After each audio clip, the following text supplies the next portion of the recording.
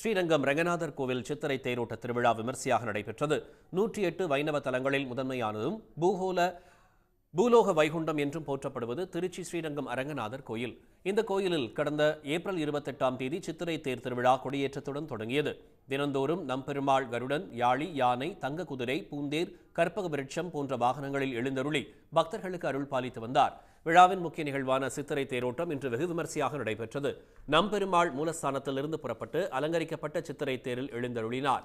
இதையடுத்து பக்தர்கள் பக்தி முழக்கமிட்டமாறு தேரை வடம்பிடித்து இழுத்துச் சென்றனர்.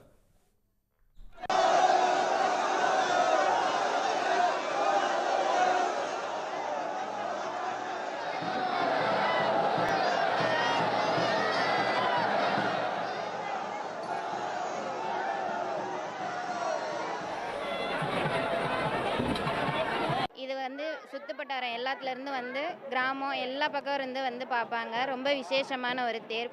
குழந்தைங்க, கிராமத்தில் இருக்கவங்க தான் அதிகமாக கும்பிடுவாங்க. எல்லாரும் இன்னைக்கு தானம் தர்மம் எல்லாம் நிறைய பண்ணுவாங்க. இன்னைக்கு ரொம்ப விசேஷமாக இருக்கும். ஸ்ரீரங்கத்தில் 3 தேர் நடைபெறும். தை, பங்குனி, சித்திரை மாதம். ரொம்ப சிறப்பு வாய்ந்தது. அது நம்மளுக்கு அயோத்தி ராமருக்கு உதான குலதெய்வமே. அங்கேயே கூட்டு போயிட்டாரு. இங்கே என்ன கருடம் பிறந்தாரு. நல்லா சந்தோஷமா பார்த்துட்டேன். ஃபேமிலியோட இந்த லீவுக்கு ஸ்ரீரங்கம் தேருக்கு வந்தோம். ரொம்ப நல்லா இருந்துச்சு. சாமிலாம் கும்பிட்டோம். நான் கவ், ஹார்ஸ், எலிஃபெண்ட் நிறையா பார்த்தேன். ரொம்ப சூப்பராக இருந்துச்சு. இனிமேட்டு எல்லா வருஷமும் வருவோம். நீங்களும் கலந்துக்கோங்க. தேர் 4 சித்திரை வீதிகளில் வலம் நிலையை வந்தடைந்தது. சித்திரை தேரோட்டத்தில் திருச்சி, பெரம்பலூர், அரியலூர், கரூர், புதுக்கோட்டை உள்ளிட்ட பல்வேறு மாவட்டங்களிலிருந்து ஆயிரக்கணக்கான பக்தர்கள் கலந்து கொண்டு சாமி தரிசனம் செய்தனர்.